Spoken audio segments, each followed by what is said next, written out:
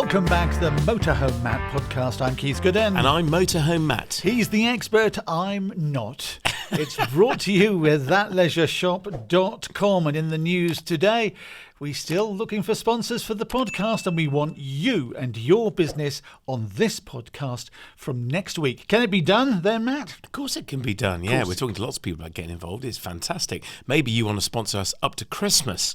So we're already planning ahead. It's not far away. There it is. I said the C word. All the records in the record business are recorded in July and August for Christmas. That's true. There's the famous story of Wizard recording I Wish It Could Be Christmas Every Day in a heat wave in the heart of London by Marble Arch, and they decorated the whole studio with decorations and all the rest of it and Christmassy things, but it was 98 degrees outside. Wow. I bet you were there, weren't you? No. Oh. I bet you wanted to be there. Yeah, I did. It would have been quite good, wouldn't it? I used to like Wizard. Roy Wood, he's a ledge. He is a ledge. Okay, so if you want to be a sponsor of the podcast, get your product, your business on these airwaves, what can people do? You can go to our website, motorhomematt.co.uk/sponsor, and there is a load of information on the packages we've got available and a video of me talking to you, telling you a little bit more about podcasts, specifically this podcast, and how you can get involved. Thatleisureshop.com is our main sponsor. They stand behind us. They stand by us. They're such heroes and heroines. Let's have a look at one of your favourite products. A bestseller this week in travel books. Yeah, this week has been Martin Dorey's Campervan Bible. It's a fantastic book. I don't know if you've ever seen it. Beautifully illustrated, lots of photographs, brilliant content. If you're thinking of a campervan adventure, converting one, heading off in one, it's definitely the ultimate coffee table book. Martin is a great friend of the podcast. It's a beautiful book. Definitely go and check that out. Our other bestseller this week has been Treasured Islands by Peter Noldrit. It's a beautiful book of islands that you can explore. I think it's 200 islands around the UK that you can go and explore and discover. Brilliant. Absolutely fantastic. And remember, there's nothing better than motorhoming, caravanning or camping apart from reading about it. I'd rather go and do it. I know you would, but... Can I go now? It comes a close second. I got the keys in my pocket ready to go. Oh, fantastic. Today's main part of the podcast is about van life, motorhomes for work, and featuring as well Alice Roberts, who's off the telly. She is. BBC Two's off the telly. Off the telly! Digging for Britain is what she's famous for. She also had a little starring role in The Detectorists. It was a beautiful piece of telly, really entertaining. We thoroughly enjoyed the series. I commend it to you. And Alice appears as a little cameo role at the end. It's very funny. She's an archaeologist. She is a famous archaeologist and professor and TV presenter. And Digging for Britain are filming series 11, I think it is. It's going out on BBC Two. So yeah, we'll hear from her in a minute. Fantastic. And now with the increase in van life, there's a huge increase in people working in their motorhomes, not just living. I suppose when you think about it, whether it's at home or you're taking your van out and living in it permanently, what a great idea. Yeah, absolutely. Why not? You can be connected and work from your motorhome. Why not? I work from ours all the time. So Jude will go off for a walk and I'll stay back and work. That's generally how it works. And then I'll say, I'll meet you at 4:00 at that pub. And she'll go off with the dog and I'll see her there for a drink later on. But we work in our motorhome all the time. I'm always taking my laptop with me, sadly, as a small business owner. I often get no choice. But there are some challenges with working in a motorhome. And we'd love to hear your comments, your thoughts. If you work in your motorhome, do you live in your motorhome or your camper van? We would love your thoughts on this. What challenges do you face? We're trying to build up some future content on this theme because it's increasing number of people are choosing to live in a van and work in a van, maybe both. So let us know your thoughts. Number one, I suppose you've got to be connected, haven't you? Yeah, you need to get on the internet.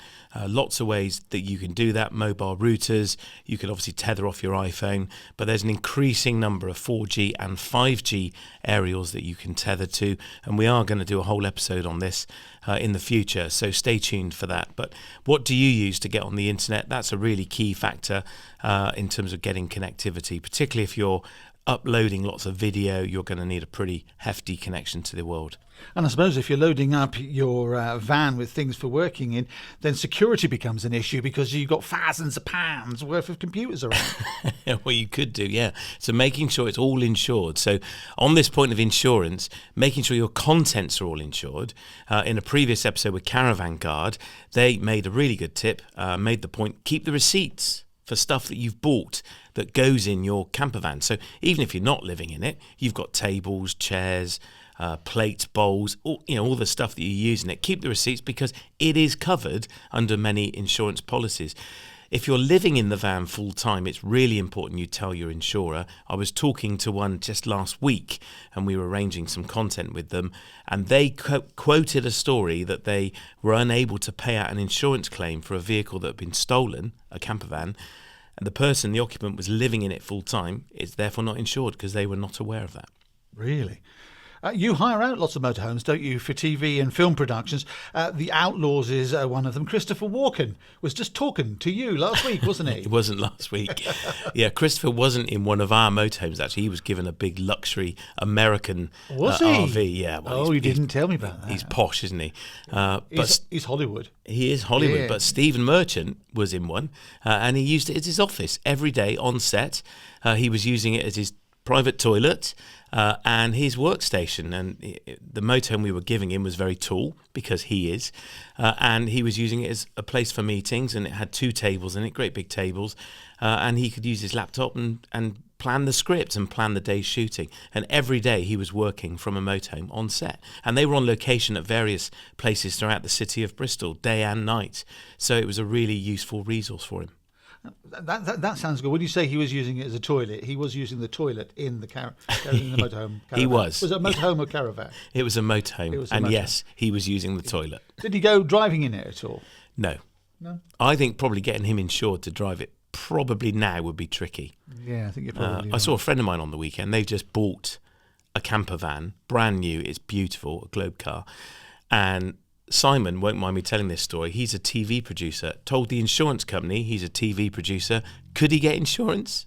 No chance. Of course he can't. You always put manager. It's a real challenge for him, bless him. I think he's managed to get around it now. But yeah, he was one of the producers on Blue Planet and BBC Natural History and couldn't get insured. You also hired out, didn't you, for Poldark, the TV series, the special 17th century motorhomes. Yeah, they were modern. Half timbered.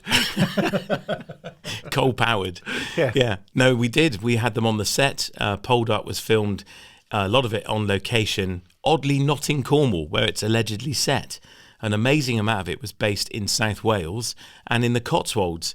And so we were driving them into the middle of nowhere, into a field, and they were being sat in by the cast. And yes, Aidan Turner did sit in some of our motorhomes, and lots of our customers, they just want to know, which one did he use? Can I use the same toilet as Aidan Turner? You have cleaned it though, haven't you? Yeah, absolutely. I've got his cufflink, actually. He dropped it inside. Really? Yeah, so I've got an Aidan Turner cufflink at So home. you were down to your elbow, down... Only one. Our guest interview this week is with Alice Roberts. She's a biological anthropologist, TV presenter, and also you might know her, best know her for digging for Britain. She's the archaeologist with the dyed red hair. She won't mind me saying that, will she? It is dyed, isn't it? Yeah. She always has funky hair. Yeah, funky hair. I've always got funky hair. She's a funky lady. Funky hair. She's lovely and very funky. Yeah, she's got brightly coloured hair. And Alice is out currently in one of our motorhomes on location at various sites throughout the UK over the next few weeks. I think they're filming Series 11 right now. And I spoke to her in a back garden just before she set off. Today's the day that I set off on my travels again, so it's really exciting.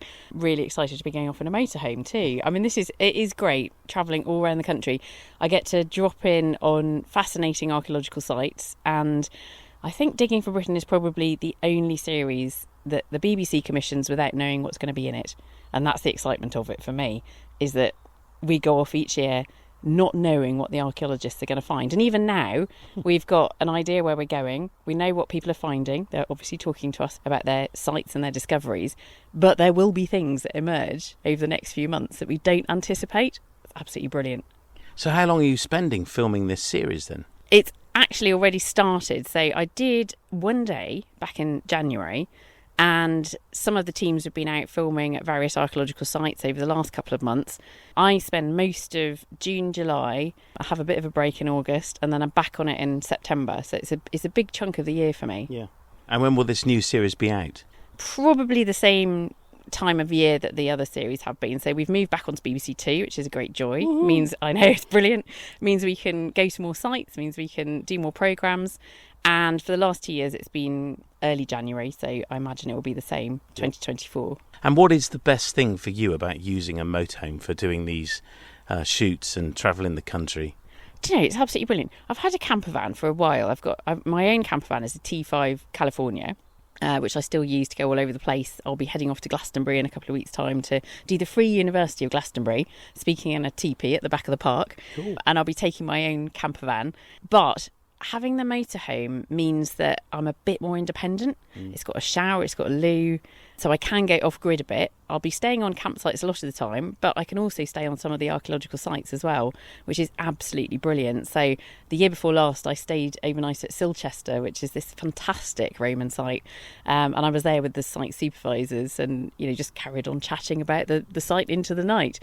I mean, I started using motorhome to do Digging for Britain in 2021 when we still had some COVID restrictions. I was going to say it was COVID that kind of sparked. Yeah, absolutely. Hotels were open and the rest of my crew stayed in hotels that year. But obviously, if one of them gets COVID, they can get a replacement in. If I go down with COVID, that's it, the filming stops. So I had to keep myself quite safe and quite separate. And actually, I didn't get COVID until I had it in the March of 21, but I didn't get COVID again that year. So I think it was a really kind of safe way of filming, and actually doing it for that reason just kind of opened my eyes to the idea that it's a great way of doing it anyway. It's fantastic. I love the whole kind of life in a van. It suits me down to the ground. It's like little things like this which are actually really important. I can keep my filming wardrobe nice and smart. This morning I've just been ironing all my tops. I have multiple versions of the same top. Everybody always goes, do you not have any more clothes? And it's like, I've got lots of clothes but they're all the same, which is brilliant for continuity. I'll iron them all this morning, put them into the wardrobe. I have a wardrobe in the motorhome, and then that's that. And I don't need to worry for the rest of the week. If I was in and out of hotels, I'd probably be having to iron things every morning in a hotel room, living out of a suitcase. It just doesn't work so well. And I do just like being independent and travelling around the country. It's great. Have you got the leather jacket this time? I have got the leather jacket, but I've got a new one as well. So I've got a wax jacket as well, kind of a motorbike style jacket in a teal colour. So I thought I might do something posh, different. A teal colour. I would afford to that. Go with your hair. Yeah. One of the things clash with my hair possibly, but yeah. Might do. One of the things we love about watching it is when the cameraman zooms out on a drone. Yeah. And we stare at the screen looking for the motorhome at the side of the dig. Oh, there it is, the little white box. Yeah, we can see it. Yeah. And I guess that's one of the best things, of the freedom to, as you say, drive to the dig and be on site with everything you need, isn't it? Oh, it's fantastic. I like being able to cook myself healthy meals as well. I think sometimes when you stay in hotels, there's always a temptation to eat out in a big way every night. To be in my motorhome and to make myself, healthy food, nice salads, that kind of thing, it's lovely. I do that with lunch as well. It's just nice to be able to go make myself a nice salad wrap or something at lunch. So this week, can you tell us where you're going? We are heading off to Carlisle, first of all, to go and look at a Roman site. And then I think I'm in York and Cambridgeshire, so I'm going to be doing some miles. Yeah, you are. And then same again next week? Next week I'm down on Salisbury Plain with my very good friend Richard Osgood, MOD archaeologist, and he's looking at a really extraordinary site where there's a medieval village, but there's also a much later village as well, which was cleared, I think, for the MOD. So there's a story of two deserted villages in one place, separated by some 500 years. Wow. Well, have safe travels, and we really look forward to seeing the series when it's out. Thank you very much. Have a great time. Thank you. I'm excited. Yeah, off I go. That's the lovely Alice Robertson. She was lovely to you. Did you get any free food or drink? No, I didn't. We were only there for 10 minutes. I literally dropped the motorhome off and said, can I shove a mic in your face? I've only got one question. And bless her, we sat down on her outdoor furniture and had a proper chat. It was lovely. And you provided the motorhomes, as you said earlier, for filming of Digging for Britain. Is it particularly dirty inside where she's got muddy shoes? That's a very good question. It's not actually. No, she's very good. Yeah. I suppose there's a bit of mud, but it's her home, isn't it, when she's away? So she keeps it clean and tidy. as best you can. Okay, let's return to some of the challenges. I mentioned them earlier on about being connected and such like. So you've got your motorhome. You're thinking of spending more and more time in it. You think, oh, it'd be nice to get away for a week, 2, maybe a month. I don't know. Maybe I want to live in it. What do I need to do in order to make me a proper van lifer? Are you going to become a van lifer? No. No, I don't. I'm not surprised. Well, one of the first things to do, I talked about it earlier, is your insurance company. They need to know. They will have a time limit on how long they are prepared to insure you in that motorhome travelling. So if you're going to go for a few months, then tell them, and I'm sure they're going to have, an ability to insure you for that. If you're going abroad, they will definitely have a time limit on how long they'll insure you out of the country. Aside of the 90-day limit, that rule that limits us to travelling 90 days on the continent, your insurance company will have the same. So really important, if you're living in it full time, you tell them. There is a possibility they can't insure you under those terms, or they will increase your premium. Be prepared and be warned, but be informed. That's the key.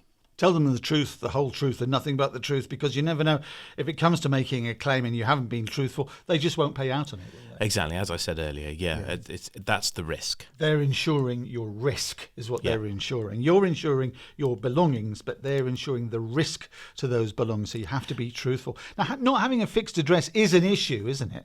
Yeah, it is an issue. You are potentially not on the electoral roll. This can affect your credit score. So having a fixed abode is really key.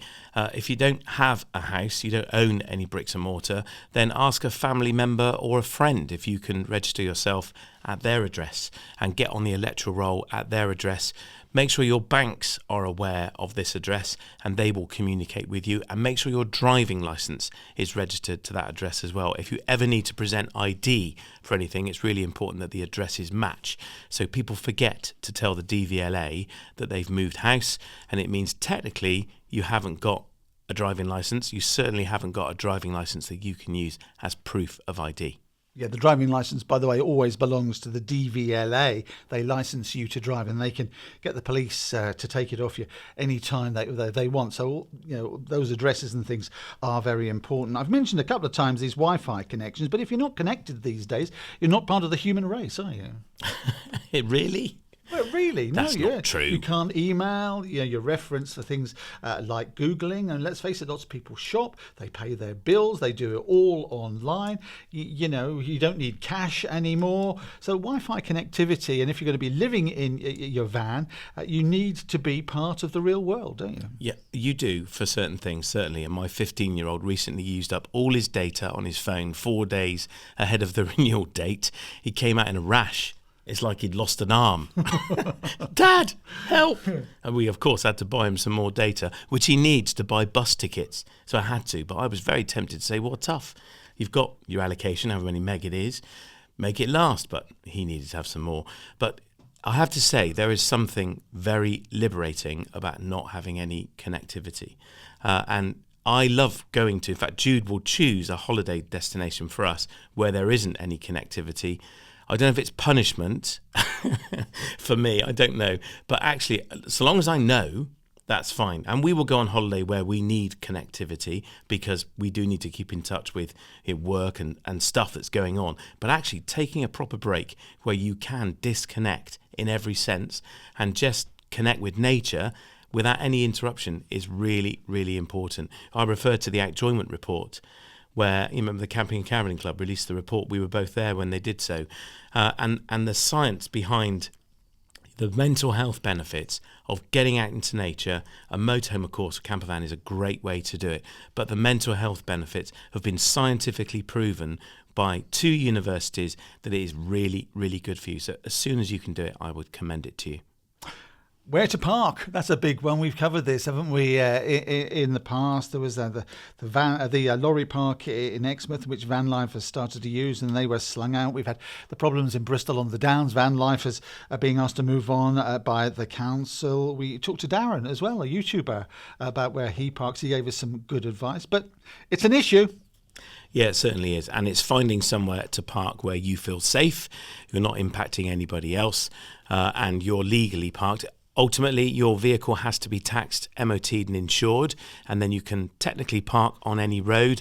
But I would go and check out our trespass episode where we talk about this, the fact that all land is owned and you might need permission to be there. So be very mindful of where you are parking. We've got a younger generation growing up. They want to be freer. Van lifing appeals to a lot of them. You've been talking about this, haven't you? The whole topic with a number of van life festival organisers. We have, yeah. We're really excited to be pulling together an episode on van life as a topic. So it's become a bit of a movement, and there's all these van life festivals. A couple have run already this year, and there's more coming over the coming weeks. And I just thought, well, this is a new trend. Is it just a fad? Is it an event that is just being jumped on, an audience that are being capitalised? We're even seeing some big corporate event organisers like Warner's who launched Campervan Camp Out, which was very much a van life targeted audience. And so we're putting together a number of the organisers. A couple of them are friends of mine. And we're having a chat with them about what is involved in organising a van life event. And actually, who are they for? You could have the Motorhome Matt van life event, couldn't you? I mean, that'd be rubbish. Sponsored by you. But is it for me? That's the question I've got. Are they for people that own a van with a chimney they've installed themselves and a double mattress thrown in the back? You know, that really, really basic van conversion. Or are they for the more corporate motorhome, 150 grand, that kind of consumer? Who are they for? Who goes to these things? We'd really like to hear from you on this one. So if you can get in touch, that would be great. We can maybe answer some questions, or perhaps you can answer a question or two, not just Motorhome Matt. How do people get in touch on this one then, Matt? Yeah, you can do it. motorhomematt.co.uk/ask Matt. Hit the orange button and record your question. Please tell us where you are in the country. And if you're living in your van and you're prepared to, tell us where you go and where you park up in your van. We would love to know. We absolutely would. It's the Motorhome Matt podcast with me, Keith Gooden. And me, Motorhome Matt. Brought to you with thatleisureshop.com. It's one of my favourite parts of the whole shebang. You love this bit, I don't do. you? The Q&A, the questions and answers from our listeners, our lovely, loyal, fantastic listeners. That means you. Karen's in Sunderland. How likely, she says, is it that the motorhome industry will meet the 2030 or 35 deadline for no more petrol or diesel vehicles being sold, in that a 3.5-tonne motorhome EV may have sufficient power to travel acceptable distances? And will the UK have sufficient recharging infrastructure for all, she underlines, all anticipated EVs on the roads by then? Matt? Well, we're back to it again. The future of electric motorhomes. We have talked about this a lot, Karen, on previous episodes, and maybe it's one you've listened to that sparked the question. I would definitely suggest going back and listening to them. Listen to the one with Graham Cooper as well. There are 2 episodes with Graham where we talk about this deadline and the infrastructure that is going to be needed that doesn't exist yet. That's the key. And the other episode to check out is the future of electric motorhomes, where we talk about the 2030 deadline, where all new vehicles must be hybrid, and then the 2035 deadline, which is now law, that all new vehicles must be zero emissions. So it's a big change coming. I would definitely go and check out those episodes. Adrian at Nottingham's been in touch. Hi, Matt. I've got a 2022 Death Left's Globetrotter A-Class on a Fiat base.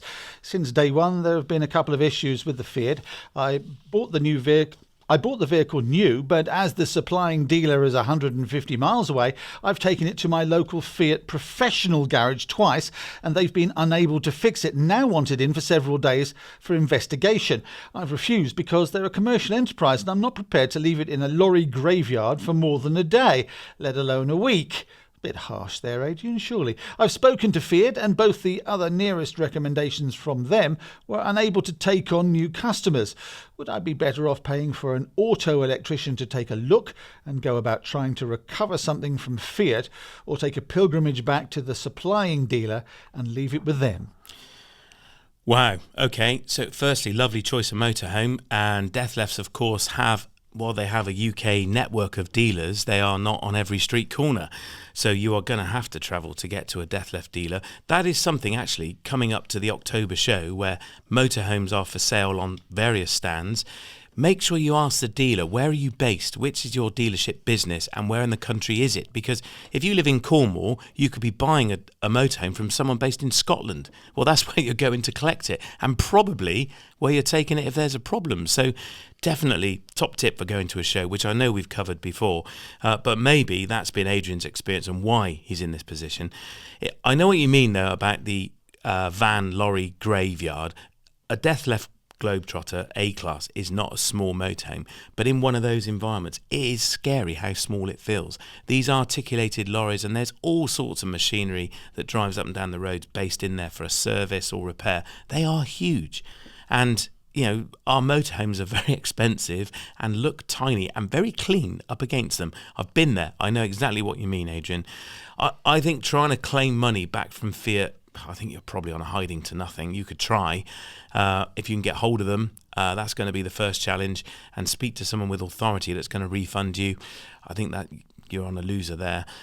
In terms of continuing to use it, I think your best solution probably is get an independent auto electrician out. You haven't said what the problem is, but I think if you get an auto electrician out and they can fix it, it probably isn't going to cost a fortune to repair. You haven't said, I don't know, but it means you can use it again, and surely that's more important than fretting and beating yourself up over where you take it to get it repaired. Personally, for me, I understand your position about the commercial Fiat dealership.